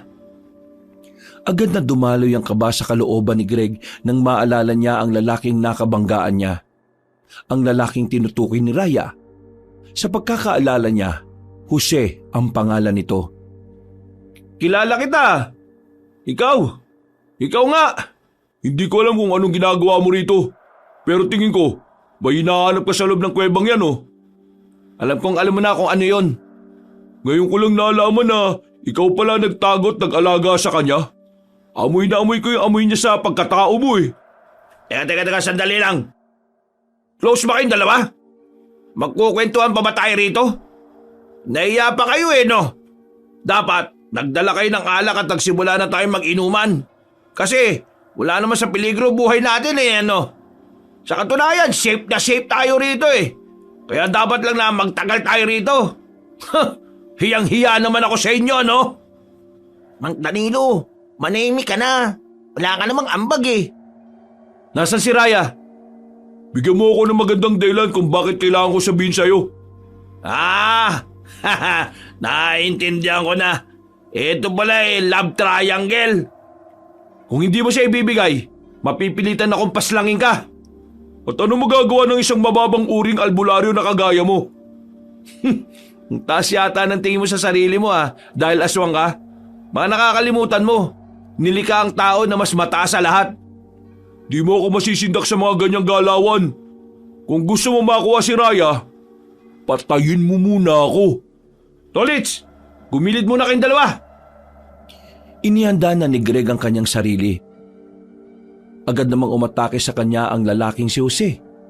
Kakaiba ang bilis ng aswang. Hindi na ito namalaya ni Greg. Kaya naman nahablot siya nito sa balikat. Binalibag siya nito sa gilid ng puno. Tumama ang likod niya roon na naging dahilan para hindi kagad siya makabangon. Pangkaraniwang tao ka lang na natutong manggamot eh. Ang lakas naman ng loob mong hamunin ng isang aswang na kagaya ko. Huwag ka maging kampante. Wala kang nalalaman sa tunay kong pagkatao. Eh di aalamin ko ngayon bago kita ilibing sa lupa. Nilapitan siya ulit ng lalaki. Hinawakan naman siya sa buka at saka sapilitang inangat. Hindi pa ito nakontento. Sinuntok siya ng ilang ulit sa sikmura. Sa puntong yon, Nababahala na si Tolits at Mang Danilo. Kitang-kita nila kung papaanong madihado ang lalaking si Greg. Pero hindi nagpatinag ang lalaking si Greg. Kahit na hinang-hina na ang kanyang tuhod, ay ginawa niya pa rin ang makakaya niya para makabangon. Sa halip na panghinaan ng loob, mas lalo pa siyang ginanahan. At bumabangon ka pa talaga ha? Gusto mo pa bang masaktan? Tingnan natin ang daldal mo. Ipinikit ni Greg ang kanyang mga mata. Sinubukan niyang palabasin ang kalakasan na binigay sa kanya ng babaeng si Raya. Pagdilat niya, nararamdaman na niya ang enerhiya na dumadaloy sa kanyang ugat. Ang kaninang gegewang-gewang ay nakakatayo na ulit ng tuwid. Nagtaka ang aswang na si Jose. Hindi ito makapaniwala na makaka-recover ang albularyo. Humarap itong muli na parang wala lang nangyari. Yan ang tropa ko! Teka, anong nangyayari? Akala ba kanina mamamatay na siya? Pinagdarasal mo yatang siraulo ka eh. Wala kang galang sa matanda ah. Sa'yo lang, buwang ka kasi. Sa mga sandaling ito, nakaramdam ng inis ang aswang na si Jose. Kaya naman ipapakita na rin ito ang tunay nitong kalakasan.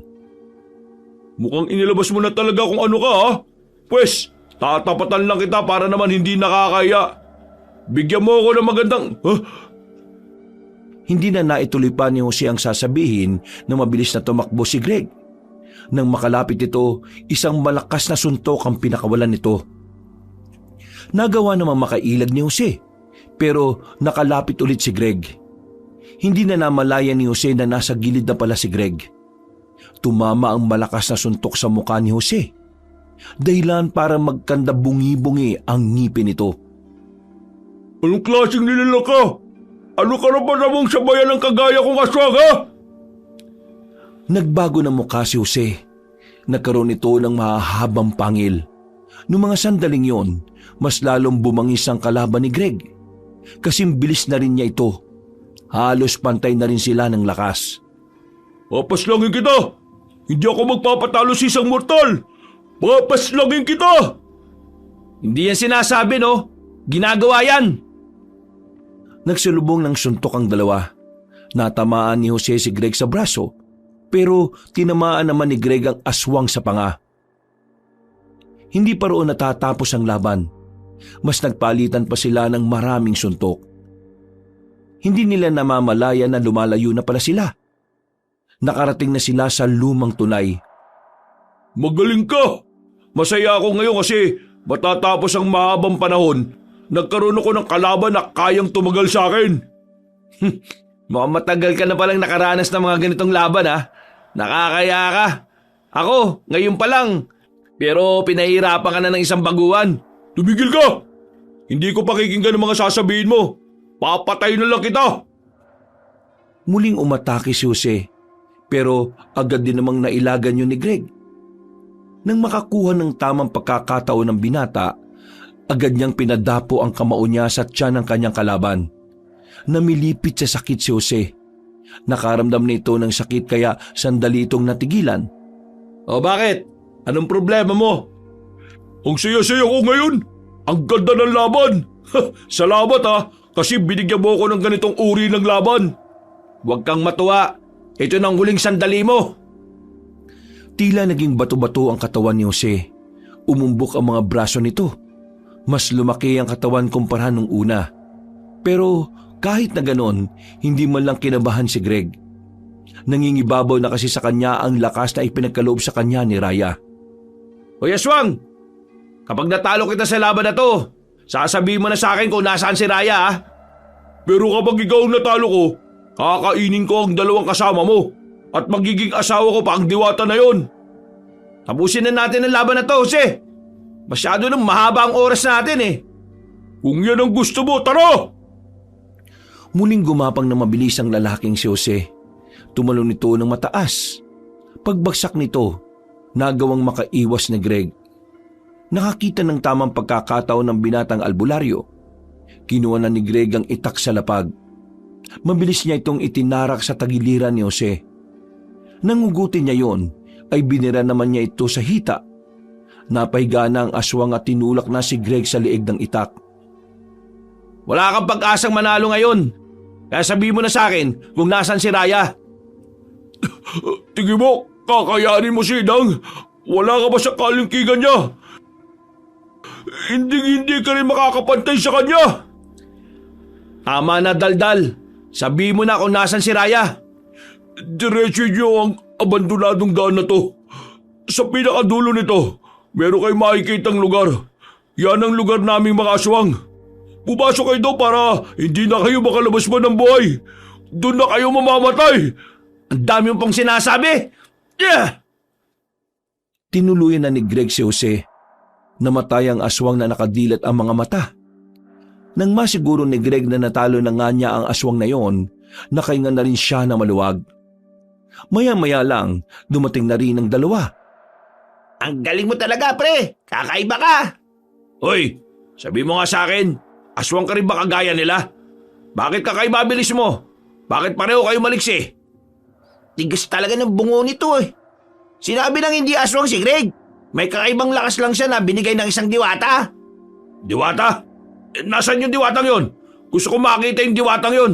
Isa lang kasi yung diwatang nakita ko si Raya. Tolits, bumalik na kayo. Mapanganib ang gagawin ko.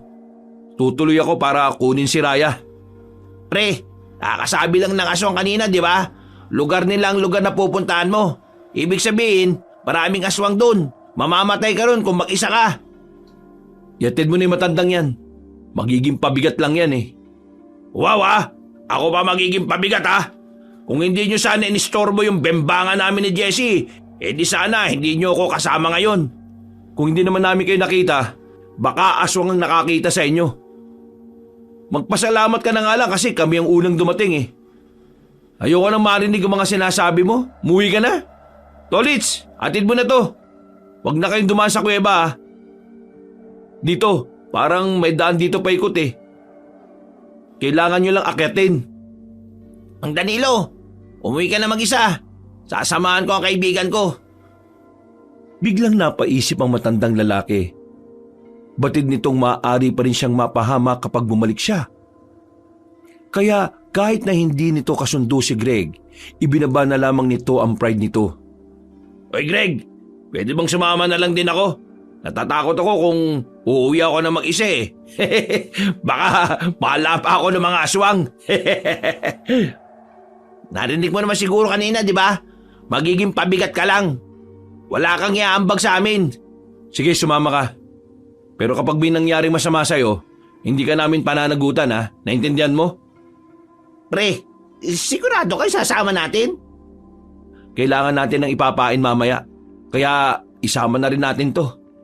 Kung sa bagay, tama ka nga. Anong pain ang sinasabi nyo?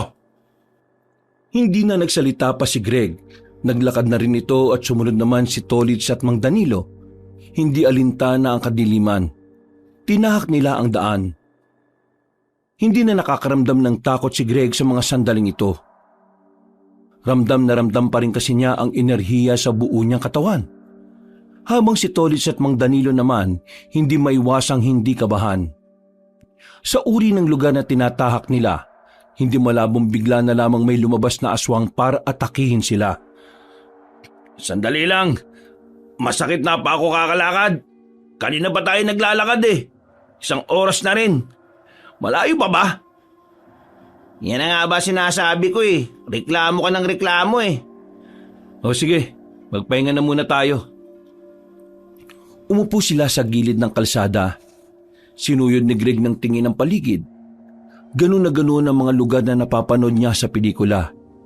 Hindi niya inakala na malalagay din pala siya sa ganoong uri ng sitwasyon. Huminga na lamang ng malalim si Greg. Naisip na naman niya ang babaeng si Raya. Nag-aalala na siya sa kaligtasan ng dalaga. Pinapanalangin na lang niya sana manatiling ligtas ang babaeng minamahal niya. Napahawak si Greg sa kanyang dibdib.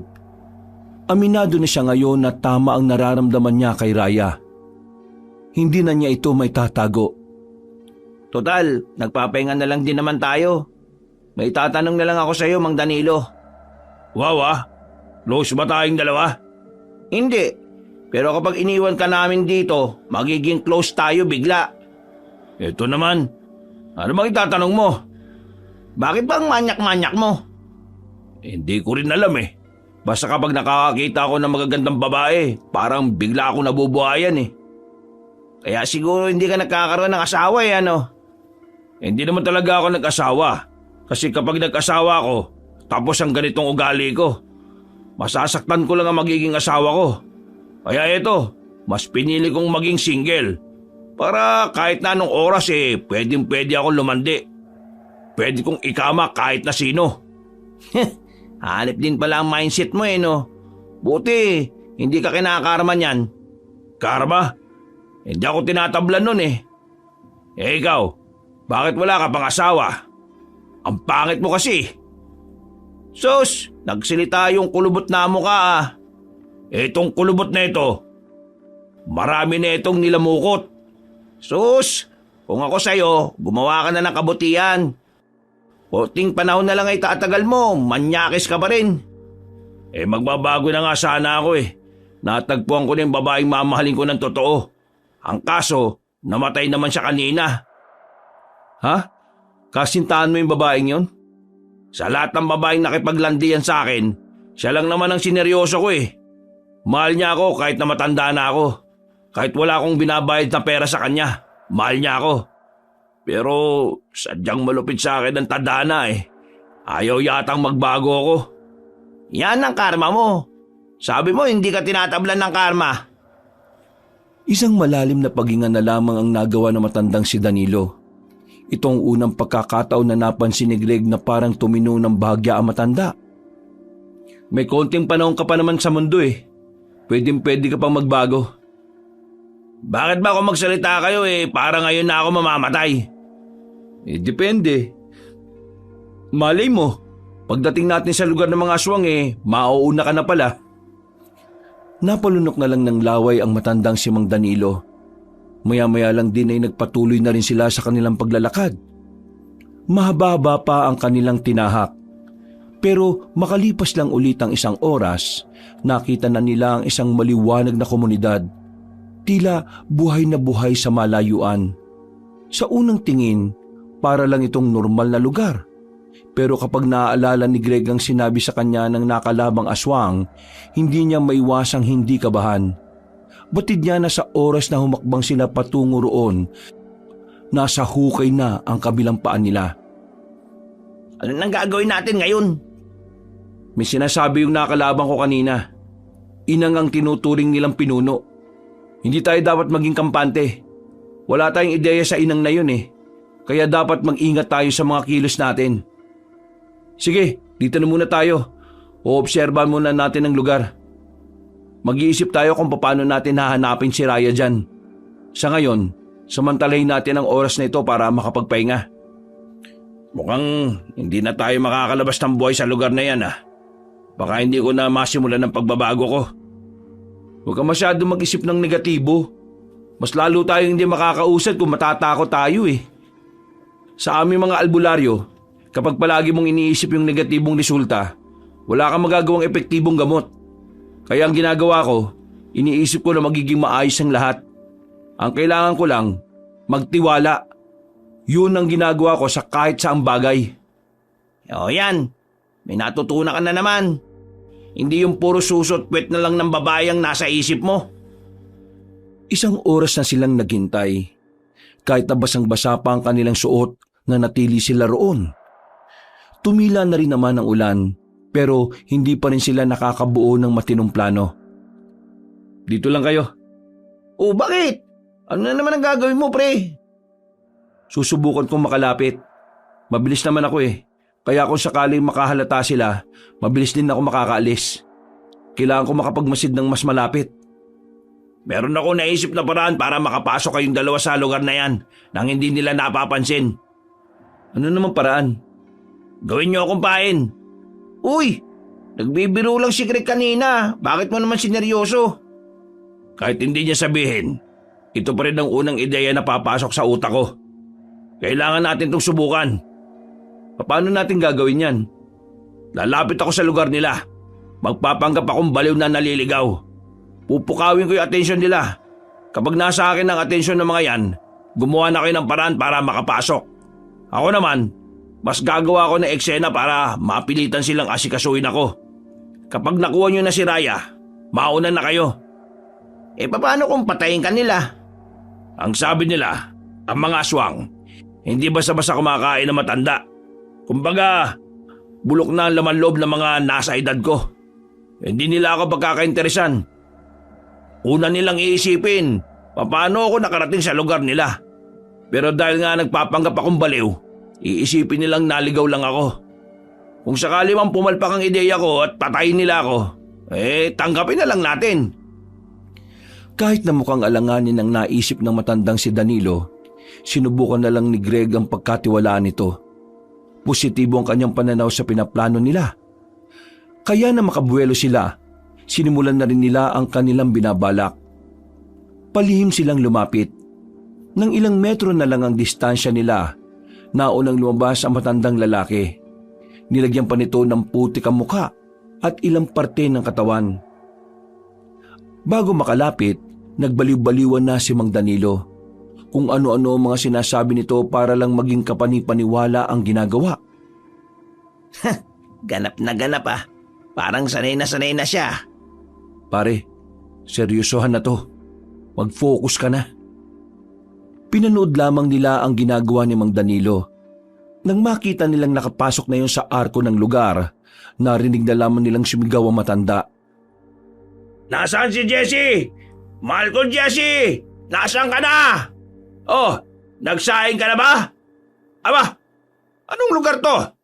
Teka, nasa Amerika na yata ako eh. Hoy, lalaki! Kilala mo ba si Mario? Kilala mo? Sinong nakakakilala kay Mario? Kilala niya si Jessie. Kilala nating lahat. Sa ginawa ni Mang Danilo, nakita nilang naglabasan ng bahay ang mga naroon. Nasa bakuran na ang mga aswang. Nakatingin sa matanda. Pinagpatuloy lang ni Mang Danilo ang ginagawa niya. Lumigid-ligid pa ito sa putik na parang bata. Pre, dali, pagkakataon na natin to. Pinagkaguluhan na ang matandang si Danilo. May ilang aswang na natatawa sa ginagawa niya. Pinagdiskitahan ng matanda. Ginawang katatawanan pero maya-maya lang din may dumating na ilang kalalakihan at kinuha si Mang Danilo. Sa puntong yon, tuluyan ang nakapasok si Greg at Tolitz. Dumaan silang dalawa sa gilid. Sa isang iglap lang, malayo-layo na kagad ang narating nila Greg at Tolitz. Anong ginagawa mo? Nagko-concentrate ako. Ha? Bakit? Kapangyarihan at lakas ni Raya ginagamit ko. Kaya magagamit ko rin to para malaman kung nasan siya ngayon dito. Bira naman pre. Dapat kanino mo pa inisip yan nung nandun tayo sa malayo. Ngayon lang sumagi sa utak ko eh. Kaya manahimik ka na muna. Sa likuran ng bahay umupo si Greg at ipinikit niya ang kanyang mga mata. Huminga ito ng malalim. Dinadaman nito ang paligid. Maya-maya pa, naramdaman na rin niya ang presensya ni Raya. Nalaman na niya agad kung nasaan ang dalagang diwata. Nasa gawing to. Dito ko siya nararamdaman. Tara, sumunod ka sa akin. Wala silang sinayang na pagkakataon. Agad nilang pinuntahan ang direksyon kung saan nakakulong ang babaeng si Raya. Hindi nagtagal, nakita na nila ang kulungan. May dalawang nagbabantay sa gilid. Dito ka lang, bibilisan ko lang to. Dinukot ni Greg ang kanyang kutsilyo sa gilid. Ginamit niya ang kakaiba niyang bilis para paslangin ang dalawang aswang. Sinaksak niya ang mga yun sa leeg. Nang bumagsak na ang dalawang aswang, nilapitan niya agad ang selda ni Raya. Gawa lang sa makapal na sanga ang selda. Kaya ginamit niya ang lakas niya para wasakin yon. Pagtingin niya kay Raya, hinang-hina ang babae. Raya, ako to, si Greg. Greg, kailangan niyo akong itakas. Sa linggo, kapag wala na ang ulan at kapag bilog na ang buwan, gagamitin na nila ako. Kailangan ko na makaalis dito bago pa dumating ang araw na yon. Huwag ka magsalita, itatakas na kita dito. Kinuha na ni Greg ang babae. Nakarating sila kay Tolitz na walang nakakakita sa kanila. Tiningnan na muna ni Greg ang paligid. At nang masigurong ligtas ang kanilang daraanan, hindi na sila nagsayang ng oras. umalis na sila agad doon. Pero bago sila makalabas sa lugar na yon, bigla na lamang nilang naalala si Mang Danilo. Pero sabi niya, mauna na tayo, di ba? Kailangan nating iligtas si Mang Danilo. Siya ang dahilan kung bakit natin nakuha si Raya. Pero kakaunting kimot na lang, makakalabas na tayo eh. Babalik pa ba tayo? Baka masayang lang yung sakripisyo ni Mang Danilo kapag nahuli rin tayo. Alam ni Greg na may punto naman talaga ang kanyang kaibigan. Kaya kalaunan, pumayag na rin siyang lisanin ng lugar na yun. Nagmamadali silang lagpasan ng arko. Nang nasa kagubatan na sila, naganap na muna sila na matataguan ng maramdamang may mga aswang na umaaligid sa gubat. Greg, maraming salamat sa inyo, lalo na sa iyo. Siyempre, ililigtas kita. Bakit naman hindi boyfriend ka niya at girlfriend mo siya? Pwede ba? Huwag ngayon, Tolits. Raya, ano ba nangyari sa'yo? Bakit kayo nang hina? May ginawa silang ritual kanina. Parte yun ng pag-angkin nila sa kaluluwa ng isang diwata. Alam mo ba kung papaano natin sila tatalunin? Kailangan mo mapas lang ang tinatawag nilang inang. Ang matandang babae na may pangalang Mahalungad. Isang sinaunang aswang. Kapag napatay mo siya, mamamatay na rin ng kusang ibang aswang. Konektado mga buhay nila. Oh, yun naman pala eh. Ayaw mo na yan, pre. Hindi nyo dapat malitin si Mahalungad. Kahit matanda na siya, malakas pa rin siya. Greg, bibigyan kita ulit ng kapangyarihan para makayanan mong tapatan ang pinuno ng mga aswang. Hindi, wag na. Kapag ginawa mo yan, baka kung ano mangyari sa'yo. Magiging maayos lang ako. Huwag mo kong intindihin. Kailangan mo siyang matalo, Greg. Ikaw lang ang makakatalo sa kanya. Pre, sundin mo na lang ang sinasabi niya. O sige, papayag na ako. Pero ipangako mo sa akin magiging ayos ka lang. Akin na ang mga kamay mo. Pumikit ang dalaga. Ilang segundo lang, naramdaman na ni Greg na nagiinit na ang kanyang katawan. Parang may gumagapang na kuryente. Lumakas ang kanyang mga pandama. Pakiramdam niya ay sobrang gaan ang kanyang katawan. Matapos yun, bumitaw na si Raya sa kanya. Nawalan na ito ng malay. Raya! Uy! Anong nangyayari sa'yo? Huwag ka maingay. Baka may makarinig sa atin. Hinawakan ni Greg ang pulso ni Raya. Nakahinga siya na maluwag ng mapagtantong buhay pa ang babae. Pre, ikaw na bahala sa kanya. Dumang ka sa gawing yun. Ilayo mo na siya dito agad. Susuyurin ko ang kagubatan. Bakit hindi ka nalang sumabay? Kapag sumabay ako sa inyo, malalagay lang din kayo sa kapahamakan. Dito lang ako. Haharangin ko ang mga aswang nahahabol sa inyo. Ihatid ko muna kayo dun sa akasya. Hanggang dun lang ako. Binuhat na ni Tolit si Raya. Lumabas na sila sa kanilang pinagtataguan. Nang marating na nila ang puno ng akasya, bigla na lamang lumabas ang matandang babae mula sa likuran ng puno. Dahil sa biglang pagsilip ng buwan sa mga ulap, natamaan ng liwanag ang matandang babae. Nakangiti ito sa kanila. Parang sobrang saya nitong makita silang magkakasama. Ikaw? Ikaw yung matandang nagtanong sa akin nun, di ba? Ako nga. Buti naman at naaalala mo pa ako. Ikaw bang sinasabi nilang Mahalungad? Ang sinaunang aswang? Ako nga. At nandito ako para iligtas kayo sa tiyak na kapamakan. Iligtas? Ngahiba ka na ba? Ililigtas ko kayo sa kapamakan. Hindi ko kayo sasaktan. Yun ay kung ibibigay ninyo ng mapayapa ang babaeng yan. Tingin mo talaga ibibigay namin siya sa'yo? Matapos naming ibuwis ang buhay namin para lang makuha siya? Sinasabi mo bang mas pipiliin mong mamatay kaysa umuwi ng buo? Mas pipiliin ko pang patayin ka kaysa ibigay siya sa'yo. Hibang ka na ba? Tumawa ng mahina ang matanda. Ramdam ni Greg ang pagiging kampante nito. Bagay na nagdudulot naman ng kaunting pagkabahala para sa kanya. Hinanda na niya ang kanyang itak. Pumorma na ang binata at pinatabi na niya si Tolis na pasan pa rin si Raya.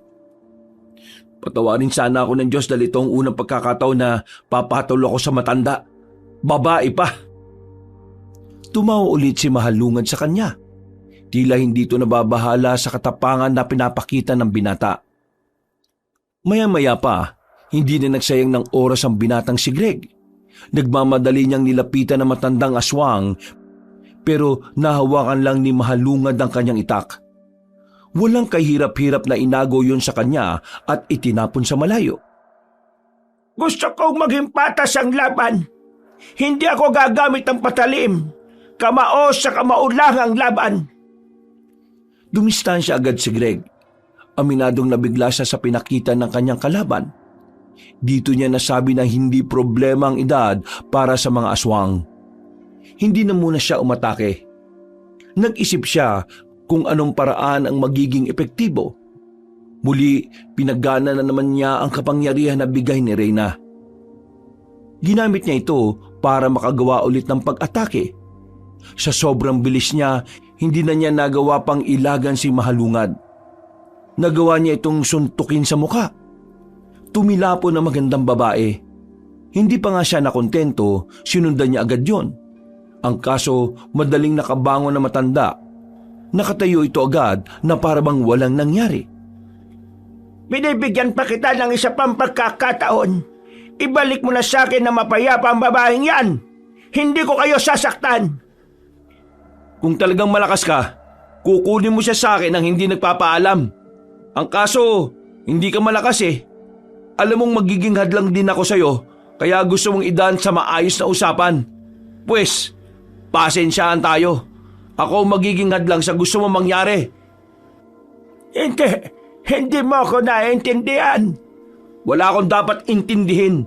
Baluktot ang katwiran mo eh. Humanda ka ngayon. Susunod ka na sa lalaking si Jose. Ano nangyari kay Jose? Anong nangyari sa kanya? Eh di pinaslang ko siya dahil sinubukan niya kaming Pinaslang mo ang pinagkakatiwalaan ka? kahit sinong pinagkakatiwalaan mo, basta aswang, papaslangin ko. Nakita na lamang ni Greg na nanggigigil na ang matandang babae. Unti-unti na itong nagbago ng anyo. Ang kuba niyang likod ay bigla na lang tumuwid. Dumami ang buhok nito sa katawan. Lumaki rin ang mga muscle nito. Malayong malayo na ito sa matandang nakaharap niya. Para itong isang lalaki. At ang mas nakakakilabot pa sa itsura nito ay ang isang sungay na lumabas sa kaliwang parte ng ulo nito. Binigyan mo ako ng bagong dahilan para gawin ito. Humanda ka ngayon! Hindi tumugon si Greg. Inihanda niya lang ang kanyang sarili.